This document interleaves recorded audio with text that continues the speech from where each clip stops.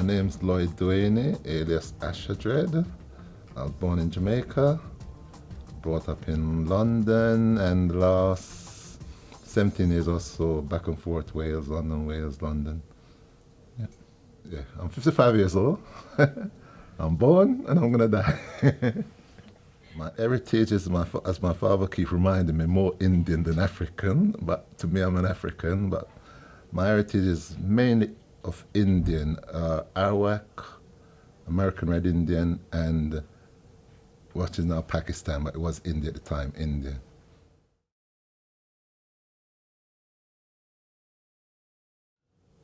Oh, my childhood was sweet. Grew up in Jamaica till the age of 11 when I came to this country. In fact, when I first came to this country, and the plane stopped in America. So got out the plane, and somehow me and my sister make it out on the main road, and there was a policeman who brought us back into the thing, and I thought everywhere in Europe was like all glass and light and thing. So when we got to Heathrow, the parents come to meet us. I'll never forget, the first thing I asked my dad on the way home on the bus was, "Dad, why are there so much prisons in this country?" Because to me, the houses looked like prison. You know, the only thing I saw in Jamaica built like that was prison, you know? And he said, "Nah, they're houses, we lived in them." And in fact, the first day I came here, I actually got beaten because it was bright sunshine outside. And when they opened the front door and I looked in this passage, it was dark and I wouldn't go in. And so I started to run. I asked him where I was running to. But my dad ran me down, caught me, and get in there. Yeah, that was in Peckham. Lived in London most of my life. In Manchester for a bit. But the past 17 years, Wales, London.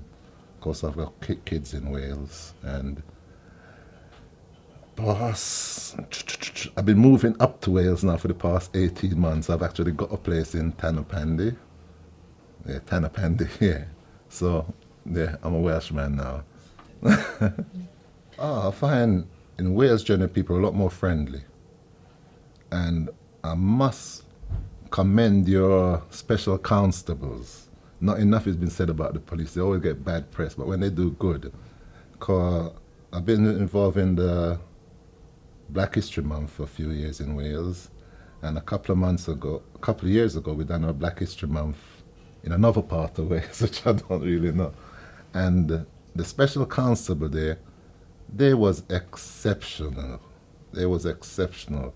So much so that I approached them and asked them if I could cut out the segment of the film with them and put it together and send it to the Metropolitan Police and say, "This is community policing."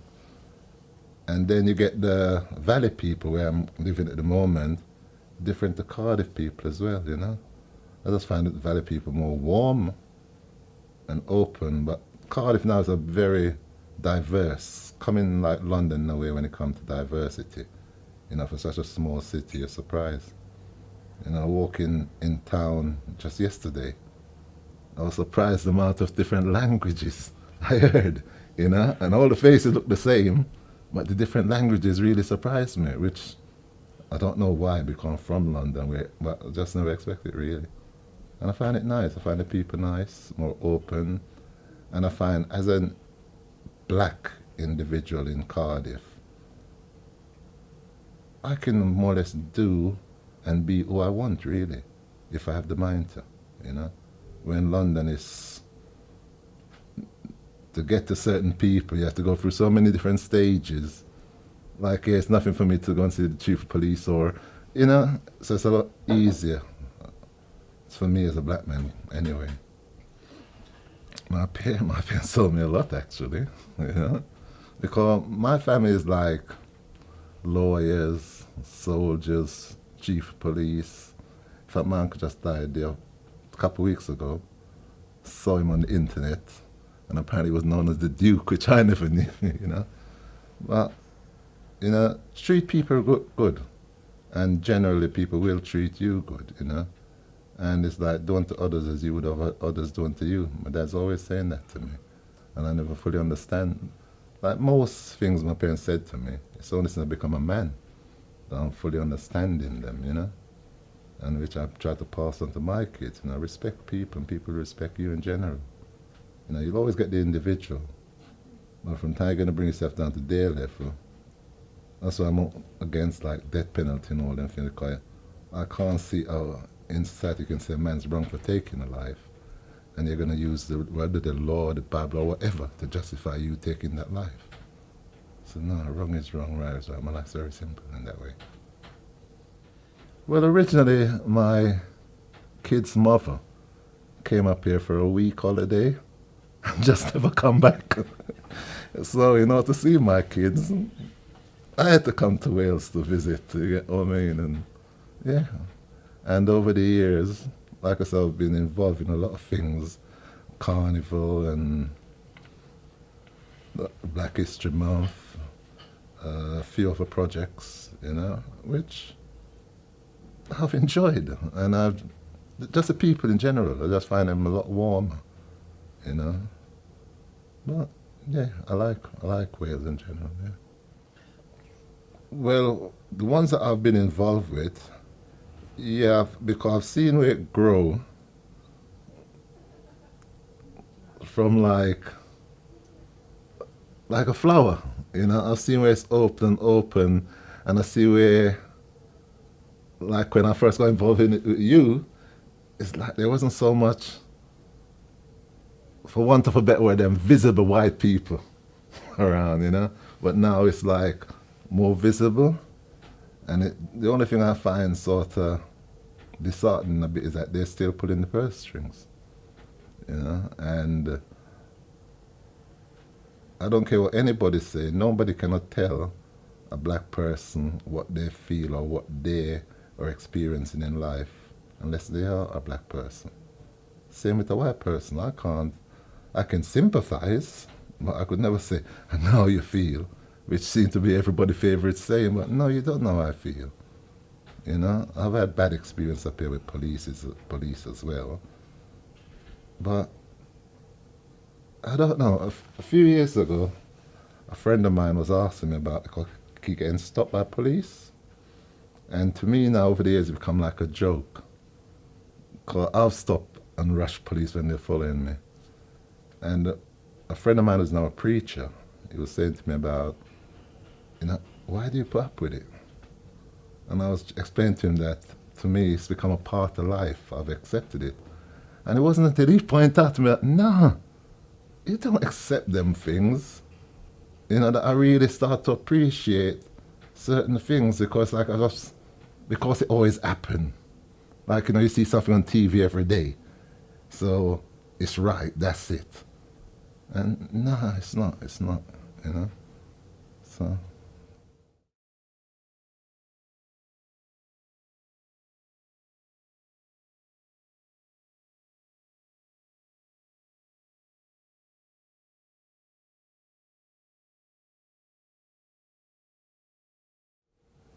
Up until about the age of 19, calm, level-headed, training to be a chef. And at the age of 19, a man locked me in a phone box and said that I'm trying to break it and call police. And when the police came, they arrested me. And I'll never forget, they stripped the phone box, stripped everything else, so they can't find nothing I was breaking the phone box with, but they believe I was breaking the phone box. So they found me guilty, and that was my first brush with the law. And from there, it's been a volatile one with the law, up and down, up until about, I'll say 87. And then I sort of knuckle down, open a restaurant, a cab office. In fact, I've had about 3 restaurants, a couple of studios, cab offices and things. But now I'm more involved in charity work. Yeah. I'm doing a thing in Newport with bicycles, which I'm hoping to expand around Wales, where deprived kids really can come and get old bicycles, show them how to fix it up and, you know, maintain it, and just to build back a community spirit, you know. Yeah. My first job. Let me start by saying the secondary school I went to in this country, because when I came to this country, it was like I had about 6 months of primary school, and that was only because I'd passed the term and I couldn't get into the secondary school. And that 6 months of primary school sort of wrecked the rest of my schooling. Because in that first 6 months of primary school, that's the only time I can say I knew racialism, you know. And I wasn't putting up for it. I was just coming from Jamaica. And saying then having nobody call me a black bastard. I don't care who you is. And if you hit me, I'm gonna hit you back. Trust me, you know. If you shout me, I'm gonna shout you back. I don't care who you is. I don't know you. I don't owe you nothing. And the first day in school, this guy come and he start, monkey. So I whacked him, and then after my way around, that was all right. I asked him who's the baddest fighter in the school. And that evening I went and fight the baddest fighter and beat him up, and the gym teacher hauled me and let the guy hit me. And they want to take me to the headmaster's office. I wasn't having that. So from there got expelled, and then the school I went to, Samuel Pepys. A lot of good people have come out of Samuel Pepys School in South London. But it was a school where no other school will have you. They send you there. And to me, that worked in my favor because, you know, like most things in life, even today, the bad kids always seem to get a bit more than the kid who's at home doing what he's supposed to do and think to me, that's where society's gone wrong. Because you get a kid who wrecked everything, and next minute they're showing you that he's off water rafting, skiing, and you got a poor little kid now who ain't got nothing but knuckle down and don't get nothing. So my school was from the fourth year and college 2 days a week, school 3 days a week, and yeah, and I choose catering. I was the only boy doing catering. Everybody used to laugh after me. But I was in the Boy Scout as well. And it turned out that the college teacher, this woman was my scoutmaster wife. And one thing she said to me, she said, don't care what man invent, man will have to eat. So from there, I left and I applied to the Savoy Hotel in the Connaught Rooms for a job. Got a letter from the Savoy Hotel, said they never had any vacancy, but they'll keep me in mind. Went to work at the Connaught Rooms, which I recommend that place to anybody. Everything is fresh. If you want tin of tomato soup, don't go there. They're going to make it fresh. And I was there on and off about 8 years because I stayed there for a year. Then I got a letter from the Savoy, said they've now got a vacancy. And because the Savoy is such a big name, I thought, yeah, I'm going to the Savoy. And I stayed at the Savoy 2 months and left and went back to the Connaught Rooms. And during that time, as I got iron certificates in catering, I left the Connaught Rooms, got a second head chef job in Kingston Hotel. Stayed there for a year, left there, went back to the Connaught Rooms, left the Connaught Room, got a job in Bonington Hotel, stayed there for 2 years, left there, went back to the Connaught Rooms. Then I got a job as a head chef in National Westminster Bank in Chantry Lane, and was there for a few years. Then I got this opportunity to be a manager, chef of a restaurant in St. James's Street, just off New Bond Street. And I was there. I would still been there now, in fact. But like, I had a case outstanding where the judge had said to my parents, because they always send me to see psychiatric report for some reason. Don't ask me why. And they reckon I needed home therapy. So this woman adjourned the case for a year. I got myself a nice job, and I idea of home therapy was to send me to prison. So I lost the job, and then I came out. That's what since I came out, I started my own business, and so this I decided to come to Wales. I had a restaurant, last restaurant in London, Caribbean Dream, and I closed that 3 years ago in order to move up here. And now I'm looking for something to do up here. So anybody have anything for me, please? I'll do anything. Brilliant chef, play music, and as you know, the charmer. my mother, her maiden name is Welsh because, like I said, there's a lot Indian in my family. And the first one that I know about properly is my great grandfather, who was an Indian man. He was in the British. No, I'm not sure if he was in the British Army, but he came to Jamaica with a captain from the British Army. And like my mother maiden name is Evan, which is the captain name. And it's like this Indian man, when he first went to Jamaica, nobody talked to him apparently. He was like a servant. And my great grandmother had a daughter who was very sickly, and everybody sort of giving up on her. So this Indian man went there, heard about, went there, tell my great grandmother, look, let me have your daughter for 6 months and I'll bring her back to you healed and whatever. And I can't even imagine the faith you must have in someone to give them your daughter, you get what I mean? So like, yeah, and yeah, healed her, and then they got married. And that is from there up to now, and even now in Jamaica, got two separate half of the family. One half who's retained the Indian name, and the other half who's got this Welsh name, which is my half. So see, I'm Welsh really. Yeah, in about, all started in about 95. I was going through a market in Walthamstow, and I saw this white man following me, and automatically I thought it was police. So I'm rushing through the market to get out. Don't ask me why, I never done anything wrong, but I just thought, so I got to the other end of the market, and this guy stepped out in front of me and went, excuse me, my friend's been trying to catch up with you. He's a producer, he can make you famous. So I just laughed and said, listen, I'm famous already. And I gave him one of my card and chip. And about 2 weeks later, never forget it, 10 o'clock in the morning, I'm in bed, phone rang. And it's this guy explained to me where he knew me from and could I come down to Oxford Street for an audition? And I said to him, well, boy, I don't do audition, And he said, no, come down. I went down and I went into this place, and all the man wanted to know if, can you speak Jamaican? So I said, what the rascal you want to know for? And he goes, yeah.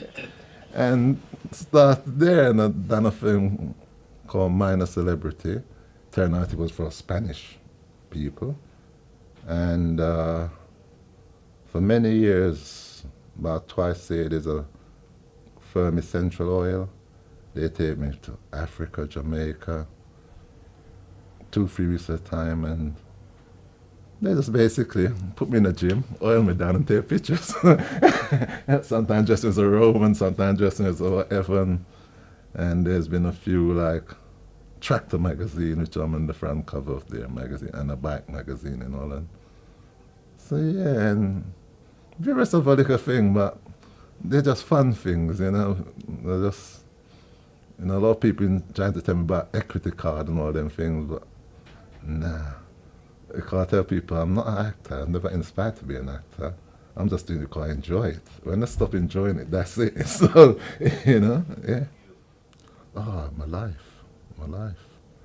It's like, when I say to people, you can't become a Rasta. We're all born Rasta. It's like, a lot of people think because a man's wearing locks, he's a Rasta. And no, it's like, you don't automatically assume because somebody's got St. Christopher on our cross, they're a Christian. And you get a lot of guys out there who are doing bad things. And they got locks. And straight away, that is the common denominator. Everybody say, Rasta this, Rasta that, Rasta this, But no, it's the same thing with the Muslim now. You get a few people want to kill people, and they tar the whole thing, which to me, I don't care what you want to call yourself, whether you want to call yourself Christian, Muslim, you can call yourself Timbuktu for all I care. It's how you live. Because Rasta to me isn't nothing to do with religion. It's life. We all got simple things in life that we can live by, which It's no strain to us to live by it, but it must be strain because we can't live by these simple things in today's society, which everything becomes so complicated, you know. It's like, I remember when computer and everything was supposed to be saving us this and saving us that. And I show everybody, my mother, every morning I had to cook breakfast. Every evening I had to cook dinner. I've never seen my mother go run into the shop to buy a pack of sugar or run out or anything. She had a shopping day, she had a wash day. All our clothes was ironed, including bedspread, everything. And she worked full time. You know, my dad never see much, but my mom, you get what I mean? But I see these girls nowadays and it's microwave, they're not cooking, they're not ironing, they're not even washing, and always hustle, run out of sugar, got to run to the shop, got to run. And it's this society that we're living in, and no, it's like we've lost our humanity. You know, we're supposed to be a human race. Well, people, if we are the human race, show me, please. I beg you, because very little human. A few years ago, if you don't know, I produce music. I've got record label Conscious Melody, Sound Conscious Melody. Produced a music a good 8 years ago. A guy named Rasai from Ghana made this music for me. And it's about aliens. And they were singing about aliens pretending to be humans. And at the time I never see the fullness of that record. But when I look at society now, you know, I see that fullness of that. Because there's very few humans out there.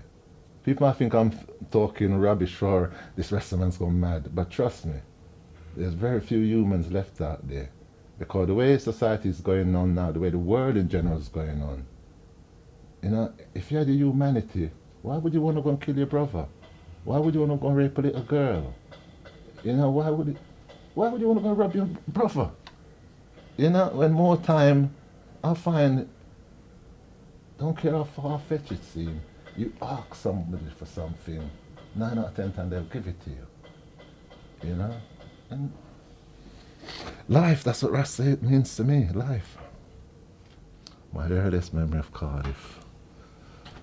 About 17 years old, when we went to Barry originally, at domino tournament, and I was playing, and when we got there early. So we came into Cardiff, and at the time it was like, you see, the gap between London and Cardiff has closed a lot. Because at that time it was like, Cardiff seemed like country. You get what I mean? It was country. Both in vibes, the way people react to you and everything, you know? Them time you walk along the road, somebody you talk, oh, you're from London. And it's like, you're a celebrity, you know? So yeah, that's my earliest memory of it. And even then, I just find the people open and warm. Well, I wouldn't even say Cardiff as Wales. You know, what I find surprising in Wales is like, a lot of places, even now at night when I'm driving home, remind me so much of Jamaica. You know, and when you get weather like this now, oh, it's a joy. And that does surprise me, you know? Yeah. Well, Cardiff seemed to me to have a more willingness and a more openness about to accepting and discussing the diversity and the terrible past, because only by that we can move on, you know. So to me, Cardiff isn't like what I find in London. You mention slavery or anything like that, some people, oh, you got a chip, you know. And in Cardiff, I find that with more sort of discussion than a negative, you know. The person you're talking to might have that negative opinion, but they ain't gonna show it there and then, you know. And to me, I enjoy that. You know, you can always discuss things, and regardless who you're discussing it, really, that's what I find anyway. Yeah. Oh, definitely, definitely. Like I say, but then again, I think it's a lot to do with the size of London as well. You know, because like I said before, I find in Cardiff, you can get to anybody. You can be what you want or who you want to be if you've got that mind, you know. You can be bad, you can be good. it's easy to get involved in things because there seems to be a lot going on, and because to me it's smaller place, it's easy to reach out and touch everybody, and yeah, it's a good thing, and I just hope they keep it because like I don't know, they're trying so hard to be London, but no, forget London. You're ahead of London. I know that and love it. Yeah, because although you can see the diversity, and in a lot of places you feel it as well, it's still like an underlying. It's like you said to me, I think it was yesterday, it's like Jamaican Cardiff, Poland Cardiff. They all see themselves, this underlying thing like Cardiff. Don't care where they're from. Even though like some area you go is predominant this or it's predominant that. But it's like I said, this underlying, yeah. It's like they identify with Cardiff. And to me that can only come from a feeling of security where you are. And the feeling of you're part of that community, and that you can affect the bigger picture. So yeah, good. I'm looking forward to it, mate. I'm going to set Wales alight. I'm looking forward to it. Because like I was saying to you earlier on, it's like, I find a lot of these documentaries, like reggae music isn't spoken about. Or if it's spoken about, it's just brushed over. They do documentary on reggae music, but that's different from reggae music being a part of a cultural thing, because that is our biggest culture. In whatever part of West Indies you come from, or Africa, wherever, and right now you go Russia, you go Poland, Egypt, anywhere you go in the world, you hear reggae music or something that derived from reggae music. So you don't just influence for black people, influence for everybody. But it seems to be seen in a dim light in this country. They always attach a negative element, which in everything, there have been rock and roll places where people have died and there have been riots. But you don't hear nobody saying, oh, you can't get this venue because of the rock and roll thing. But because it wouldn't be news otherwise. If it was a regular occurrence, it wouldn't be news. So when they say to me, oh, we're at a festival, it's black people mash up because a black man shoot a black man. Hang on. If there was that same festival, but it was rock and roll, and a white man shoot a white man, it'd be, a man was shot. So why the emphasis on this? We're all supposed to be trying to unite, as they put it. But I love diversity, If a man want to look at me and say, you black bastard, it's right. It's right. Because I can't see how we're sending kids to die all over the world. For other people, freedom of speech and freedom of this, and yet every day in this country, our rights is eroding more and more, and we seem to accept it. When I look at police and I see them things on TV and the way police treat ordinary citizens, it's like, hang on, people, you forget, you employ these people. What? Like, the biggest thing now is like, they stop you. Come over to you. Good evening, officer. Or I put handcuffs on you. Why do you want to put handcuffs on me? I'm not being violent, I'm not doing anything, but then they think for your safety. But, and everything is twisted. A lot of things they tell us is for our own good. Like these health and safety law. Look what all these health and safety has done to our kids. And people don't even look into this because now our kids ain't got no freedom. When I was a kid growing up, an older person could come and see my mother, go and see that mother, say, listen, can I take your son out? We're going camping. And they're gone. You get what I mean? And going to play football. Now where you see, no ball game, no this, no that. You as an individual want to do something, or you got to be checked. Hang on, so what? Automatically I'm a pedophile. Or I'm a bad person. That's why certain like petrol stations where you go pay first, I refuse to use them.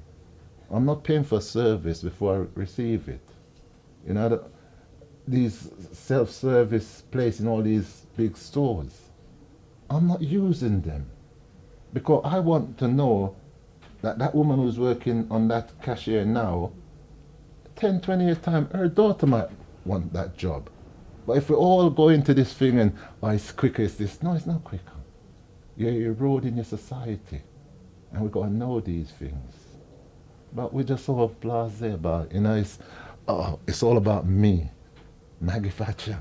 Maggie Thatcher children. That's what this society is. It's about me. It's no more about the community or the family, you know. You as the individual is bigger than everything. Well, no, you're fooling yourself. You're fooling yourself. To a large extent, can't complain. Can't complain. Because like I said, the only sort of negative, in the 17 years, 18 years now I've been coming to Wales, I've had what I say 2 negative experience. And they've both been with police, and to this day I've got a record through them, which I was doing nothing whatsoever. You know, the first one's like, I just got a phone call. I came up here to produce a record actually by a friend of mine, and I was giving it to radio DJs to play, and I just got a phone call that he had died in Jamaica. It was an holiday in Jamaica, and at 4 o'clock in the morning I got the phone call that he had just died.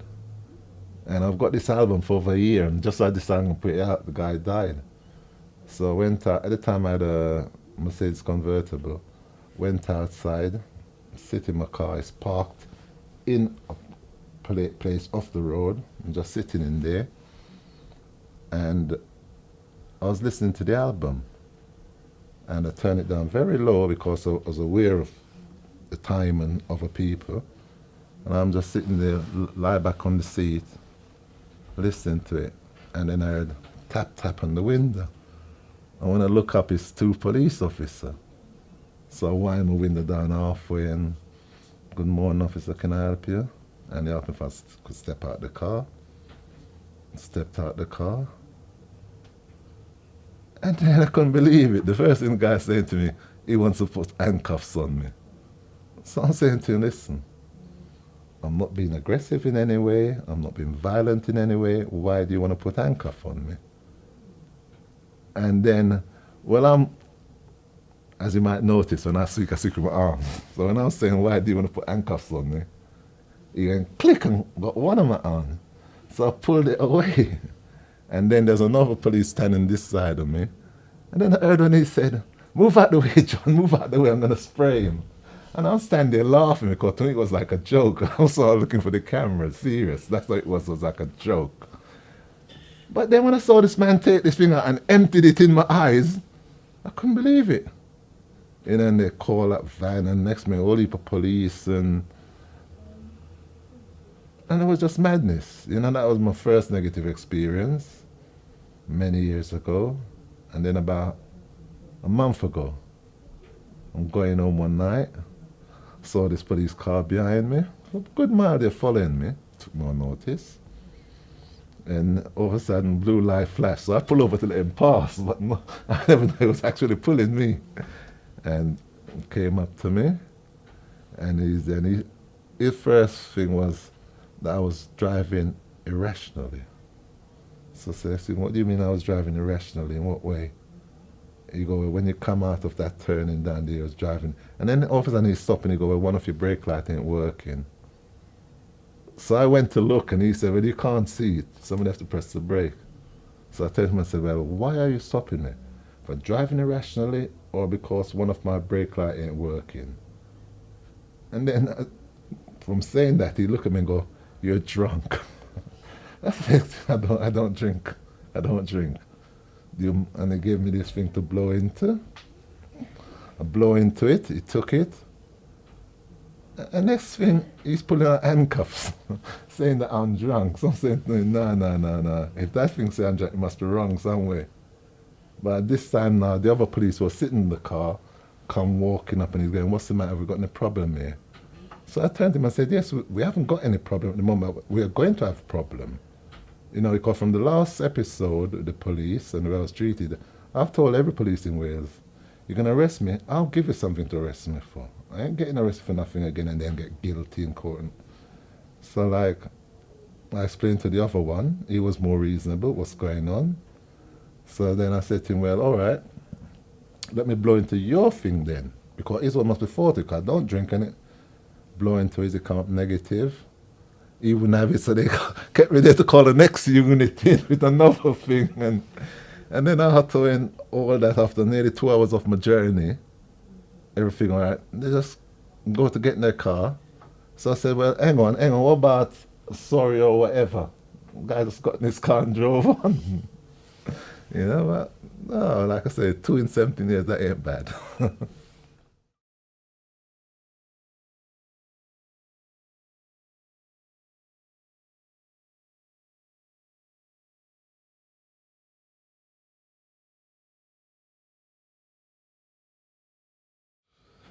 Well, all you can do really is reach out to them. That's what I'm concerned. Because, like my mother always say, you can bring a horse to water, but you can't make the horse drink. So that's all you can do, reach out to them. And I'm sure that being a museum, they would be aware how long we've been here. But in today's society, a lot of people try to use ignorance or it doesn't affect us, so it don't matter. Because you get a lot of people because, like, even like certain Polish people or Russian people, people say to me, oh, that person is prejudiced. Or even when I was going to the valley to live, oh, the amount of negative stories, you don't want to go there, they're prejudiced. And I try to show people, see me, I live with anybody anyway. Because in general, it's not that people are prejudiced, it's not even ignorance. They don't know, because if you've never come across a black person before, and the only black person you see is on TV, you ain't gonna have a very positive view towards black people. Because even, all right, you might like Denzel Washington and all the actors and thing, but in your mind, you're not thinking of black or white person, it's a person. But as a real person or in society, the only time you see black people on TV is riot. It's like Jamaica to everybody. Jamaica isn't as bad as people make out. There's far more killing going in London every day than there is in Jamaica. But sadly, that's the only thing you hear about Jamaica. You don't hear about the hundreds of English people who live in Jamaica peacefully all their lives. Where I lived and grew up, my auntie had 3 houses. The last house was rented to an English family, which we played together, we grew together, and they're still there now. The parents have died, but the kids are there. Because I find people in general don't have problems with people. It's these hierarchies in society, that seem to have the problem. But as far as I'm concerned, if you want to go and declare war in another country, they should make an arena. And all the heads of that country who have declared war, put them in the arena, let them fight. Let them fight. Or mothers should just say they're sending none of their sons to no war. Because I'm sorry, I cannot feel sorry for a soldier when he dies. Because by the very art of your profession, you're going on there to take a life. A lot of people use this excuse, oh, well, it's peacetime, so we don't expect to. I don't care. You become a soldier.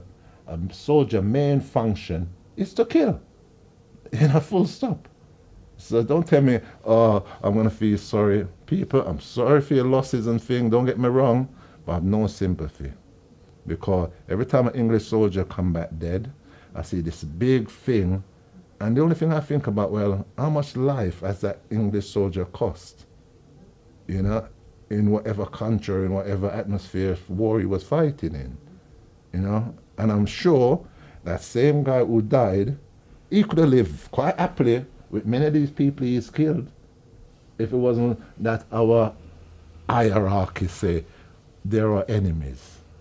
But I don't see none of their sons and daughters dying out there. I don't see none of them on the front line. And even if they're doing the army, they're behind closed doors, or they're the big one who tell you as the pawn, you're the pawn. Well, I'm not your pawn, sorry.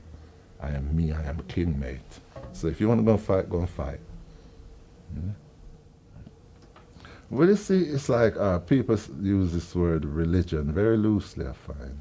It's like love, and when I was growing up, because I was christened CFE, I went to a Catholic school, and I've always been a Rasta man. You get what I mean? Religion never play, like you never meet a person and think, what religion are you? Or even if you dress different to me, I never thought to myself, oh, you dress that way because you're of that religion. It wasn't until 9/11 all this thing blew up. You get what I mean? And as far as I'm concerned, when the IRA was bombing Britain, it was getting open support in America. When terrorists all over the world was doing their wrong, they was getting support from America. So why is it when something happened in America, people are shocked? Or why should we allow that incident to change our whole perception of life, or all perception of people and whatever? You know, and thankfully I still see in Cardiff where people look at people as people. You know, you will always find the odd one and two, but in general, like I said, I was in city centre, and the multitude of languages, you know, and I just find out, it was like amazing in a sense, you know. You don't know, you're walking along and you see somebody from all perspective, they're a white person. Because I'm in Cardiff, I automatically expect to hear English, right? They're wrong with this, I expect to hear poof, you know. And I love that. The only time, to me, I find that an inconvenient, and boy, I'm sorry people, you see, when I go in a shop to buy a cigarette or to buy sugar or to buy whatever, that person who's serving me, if he was in Germany, I would expect him to speak German. Same way as in England, I expect him to speak English. I don't want to be pointing, you can find what I want. I'm coming in a shop. It's a public domain. You know, so that's my only, but when you're at home or on the street or whatever, I wish I could speak other languages. I'll be out there every day. But yeah, but I find it more tolerated in Wales. A lot more. It's more about people than religion.